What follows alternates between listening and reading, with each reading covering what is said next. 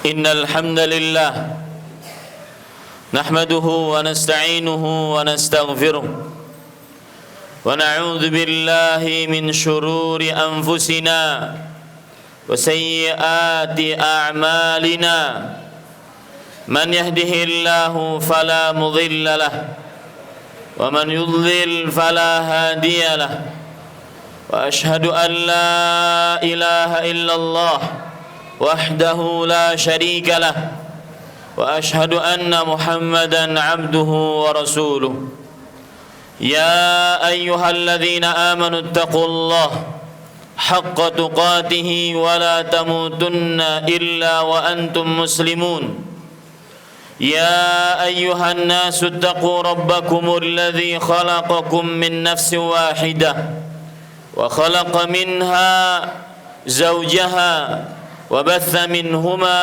رجالا كثيرا ونساء واتقوا الله الذي تساءلون به والأرحام إن الله كان عليكم رقيبا يا أيها الذين آمنوا اتقوا الله وقولوا قولا سديدا يصلح لكم أعمالكم ويغفر لكم ذنوبكم ومن يطع الله ورسوله فقد فاز فوزا عظيما أما بعد أيها المسلمون اتقوا الله تعالى في السر والعلن wahai kaum muslimin bertakwalah kepada Allah subhanahu wa ta'ala di dalam kesunyian dan di dalam keramaian, di tengah orang banyak ataupun tatkala sendirian.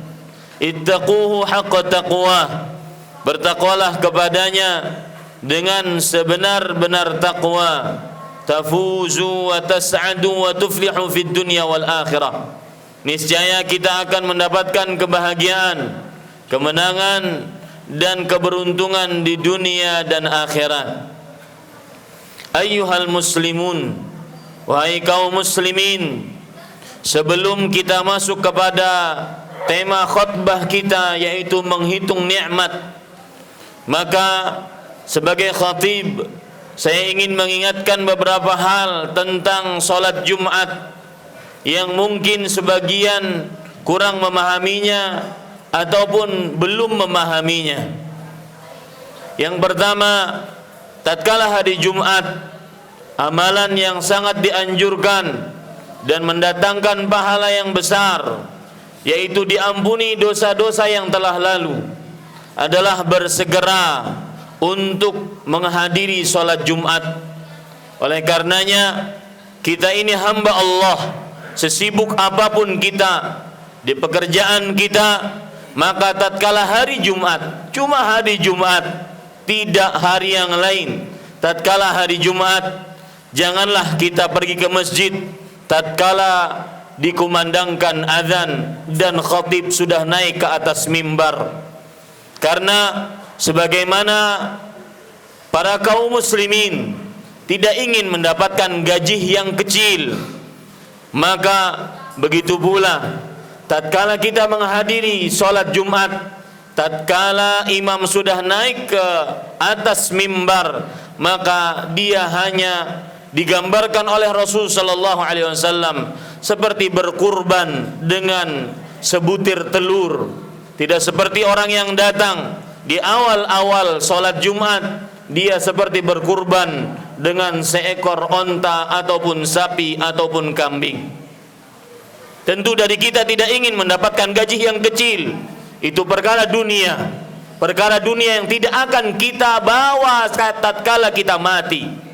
Maka semestinya kita harus memperhatikan perkara akhirat kita yang senantiasa seseorang akan berteman dengannya. Semua jabatan, semua harta, semua benda Anda akan tinggalkan, diwariskan kepada ahli waris, kecuali amal ibadah Anda. Hal yang kedua yang khatib ingin sampaikan adalah termasuk hal yang diperhatikan tatkala imam sudah naik ke atas mimbar, kemudian dia mengucapkan salam lalu dikumandangkan azan. Apabila ada para hadirin jamaah Jumat sekalian yang masuk ke dalam masjid, yang hadir tatkala azan dikumandangkan, maka pendapat yang lebih kuat adalah semestinya dia langsung untuk mengerjakan salat tahiyatul masjid sebagai penghormatan masjid dan tidak mendengarkan azan, karena mendengarkan khutbah lebih utama dibandingkan mendengarkan azan. Mendengarkan khutbah lebih utama dibandingkan mendengarkan azan. Tatkala makmum mendengarkan azan, maka sebagian orang yang akhirnya nanti setelah azan dia salat tahiyatul masjid, dia tidak mendengarkan khutbah dengan sempurna. Padahal Rasulullah sallallahu alaihi wa ala alihi wasallam, "Wa man lagha fala jum'ata." Beliau bersabda, barang siapa yang berbuat sia-sia, maka dia tidak ada pahala Jumatnya.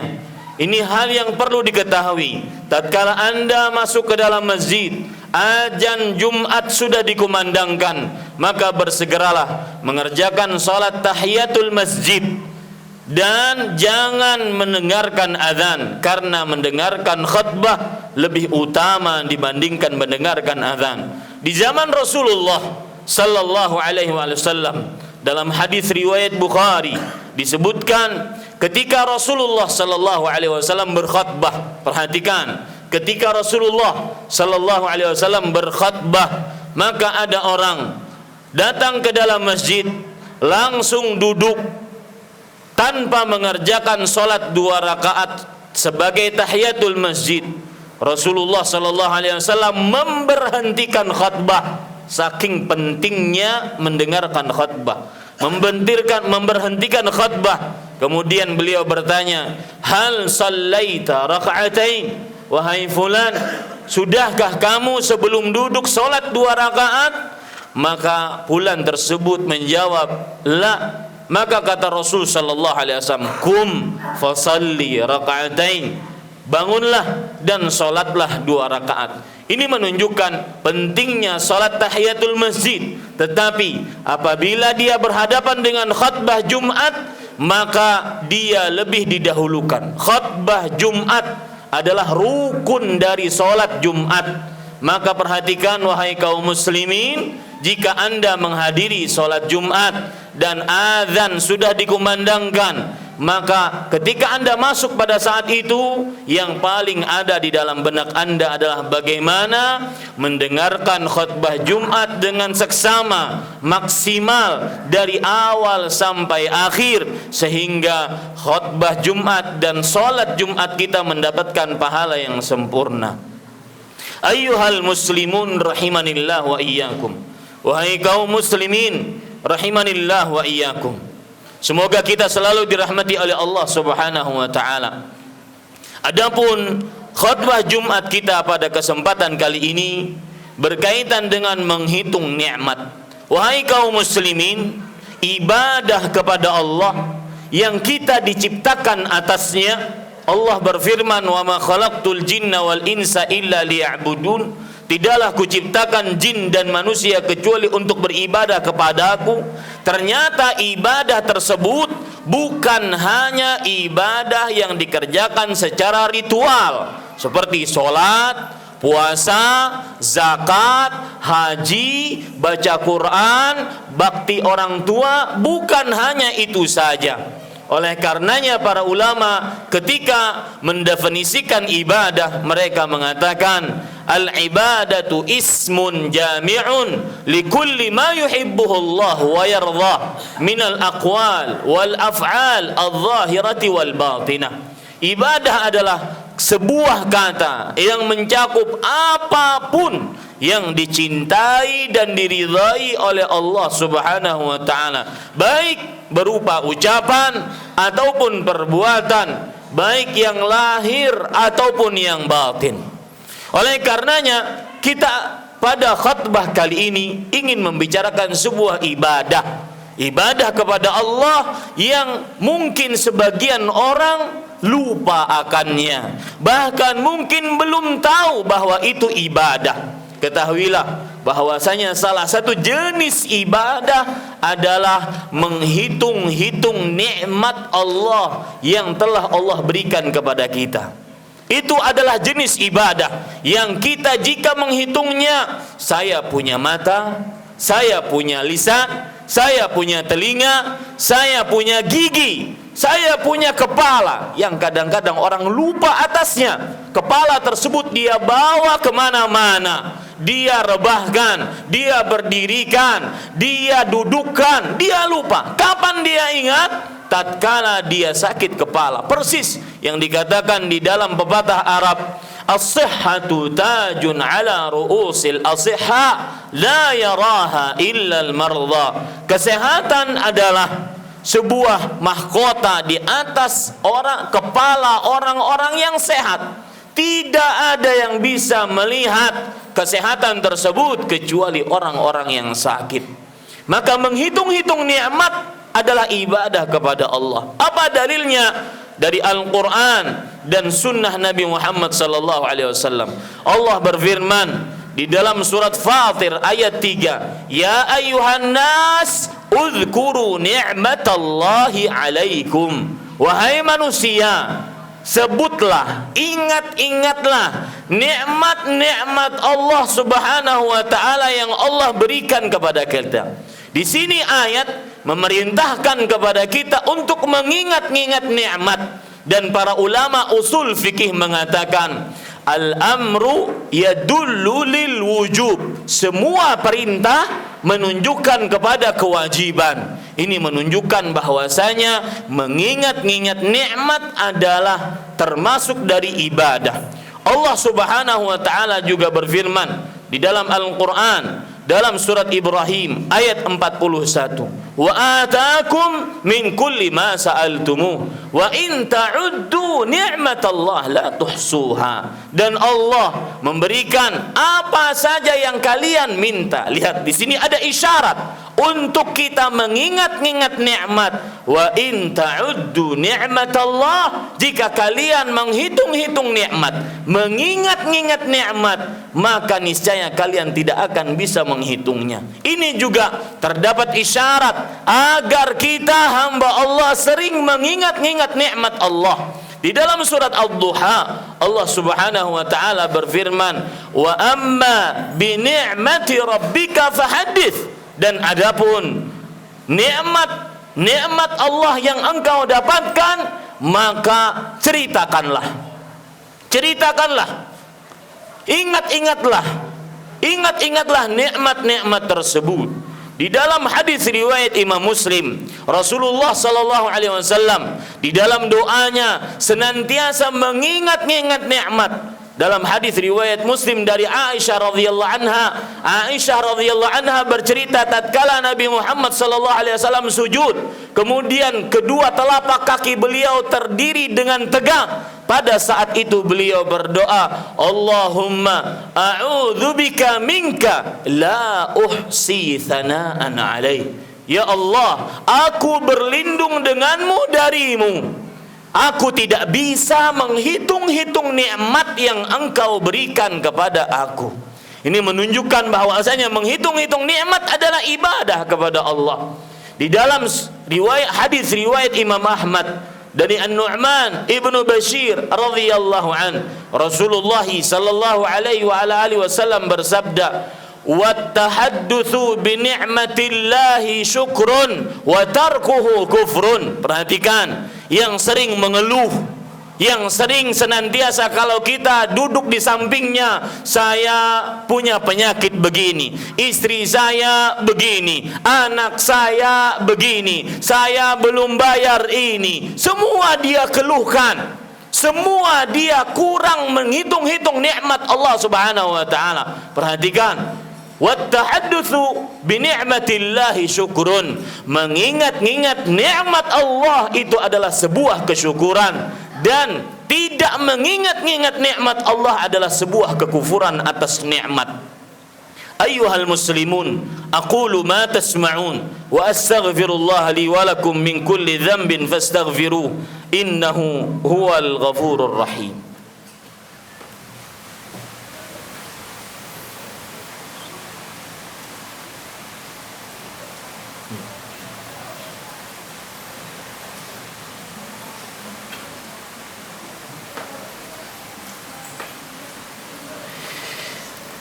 Alhamdulillahi Rabbil Alamin. Wabihi nasta'inu ala umuri dunya wad din. Wassalatu wassalamu ala ashrafil anbiya'i wal mursalin, Nabiyyina Muhammadin wa ala alihi wa sahbihi ajma'in. Ayyuhal muslimun, ittaqullaha ta'ala haqqa taqwa. Wahai kaum muslimin, bertakwalah kepada Allah dengan sebenar-benar takwa. Ittaquh bifi'li ma amarakallahu bih wa ijtinabi ma nahakumullahu an. Bertakwalah kepadanya dengan mengerjakan seluruh apa yang diperintahkan oleh Allah Subhanahu wa taala kepada kita. Bertakwalah kepada Allah dengan menjauhi apa yang dilarang oleh Allah Subhanahu wa taala. Bertakwalah kepadanya, niscaya kita akan mendapatkan kebahagiaan di dunia dan di akhirat. Ayyuhal muslimun, wahai kaum muslimin, timbul pertanyaan dari apa yang sudah disebutkan di khutbah pertama. Apa keutamaan mengingat-ingat nikmat Allah? Keutamaan yang pertama, mengingat-ingat nikmat Allah, maka seseorang tidak akan mudah untuk senantiasa mengeluh dalam kehidupannya.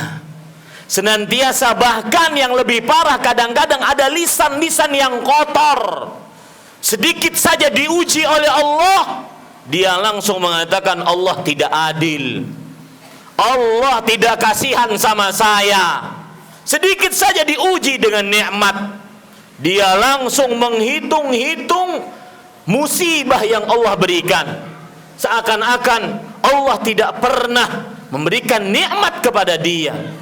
Coba perhatikan ayat yang menarik tadi, surat Ibrahim ayat 41. Wa in ta'uddu ni'matallahi la tuhsuha.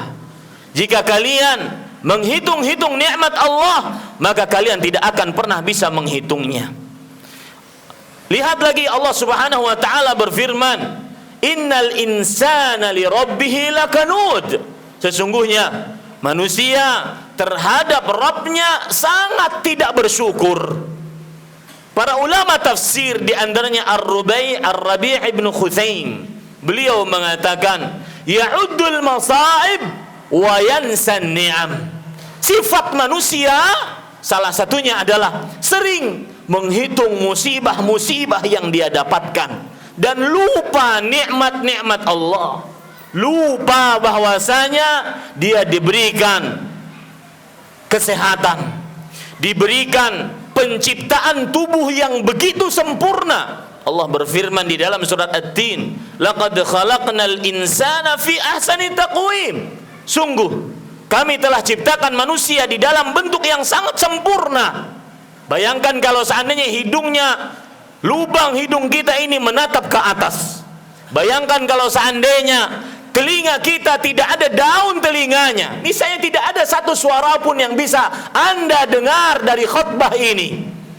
Bayangkan kalau seandainya hidung ini tidak ada bulunya, niscaya batu-batu akan masuk ke dalam pernapasan kita. Itu dilupakan. Tetapi sering orang mengeluh, istri saya sakit, anak saya belum dibelikan baju, saya selalu mempunyai hutang, gaji hanya salam tempel doang, habis gaji langsung ngutang. Sering sekali manusia berpikir seperti itu. Sering sekali manusia menuduh Allah tidak adil. Ya Allah, saya bertobat, tidak mau menerima suap lagi, tetapi kenapa banyak hutang? Beginikah keadilanmu? Maka para ikhwah, wahai kaum muslimin, ini faedah menghitung-hitung nikmat. Kita tidak akan mudah untuk mengeluh. Dan para ulama berkata, idza syakauta ila bani Adam, innama tashkur rahim ila alladhi la yarham. Jika engkau sering mengeluhkan nasibmu kepada anak manusia, sesungguhnya engkau telah mengadukan Allah yang Maha Pengasih kepada manusia.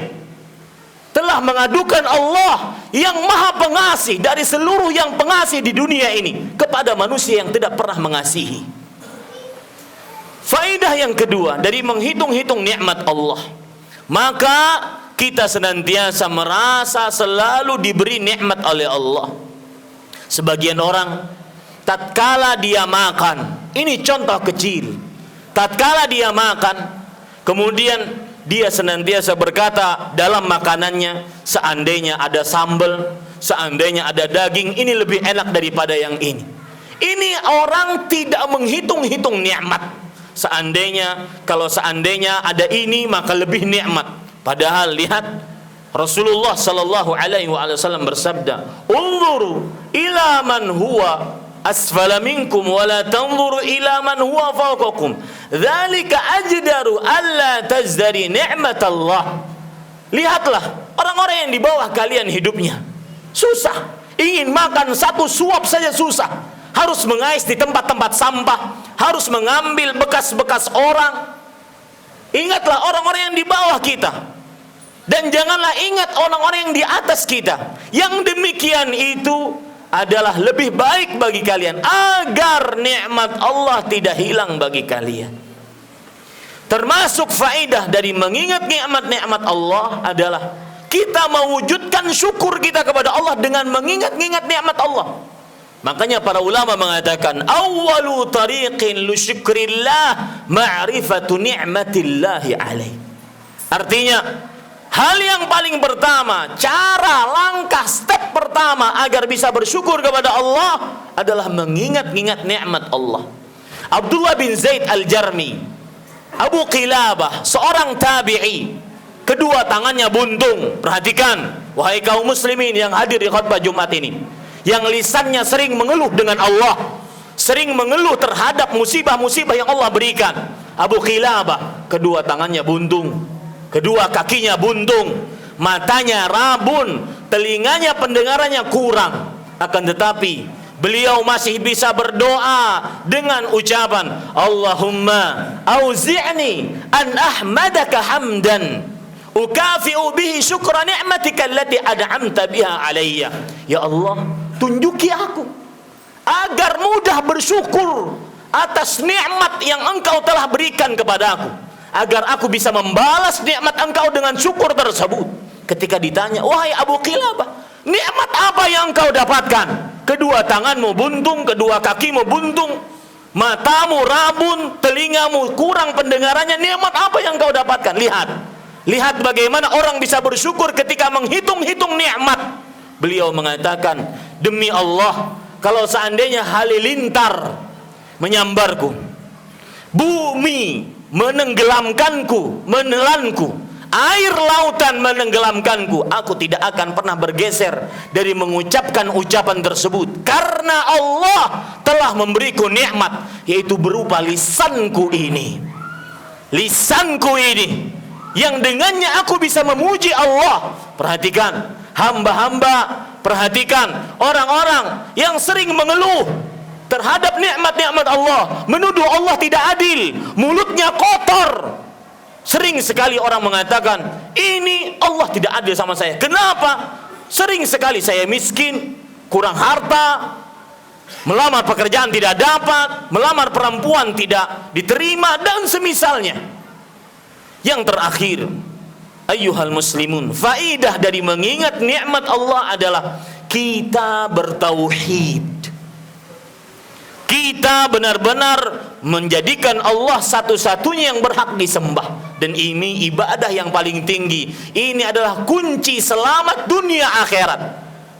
Allah berfirman tadi dalam surat Fatir ayat 3, ya ayyuhan nas udhkuru ni'matallahi alaikum. Wahai manusia, ingat nikmat Allah yang Allah berikan kepada kalian. Hal min khaliqin yarzuqum ghairuh. Apakah ada pencipta selain Allah yang memberikan rezeki kepada kalian?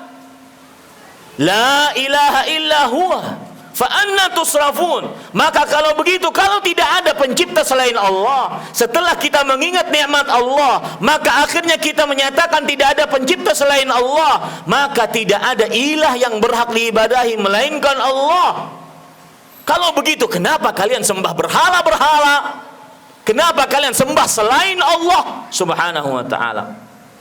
Wahai kaum muslimin, Kita dianjurkan untuk banyak-banyak bersolawat di hari Jumat.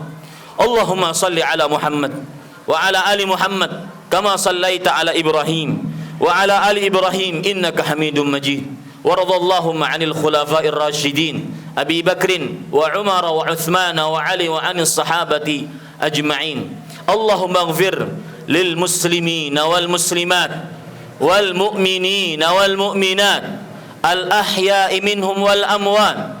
Rabbana atina fid dunya hasanah wa fil akhirati hasanah wa qina adzaban nar. Allahumma a'izzal Islam wal muslimin wa ahlikil kafarata wal musyrikin a'da'aka a'da'ad din. Allahumma shattit shamlahum wa mazzik jam'ahum wa alqi fi qulubihim ar-ru'ba innaka ala kulli syai'in qadir. Ibadallah, innallaha ya'muru bil 'adli wa ihsan wa ita'i dzil qurba wa yanha 'anil fahsya'i wal munkar wa la dzikrullahi akbar wallahu ya'lamu ma tasna'un. Aqimus shalah.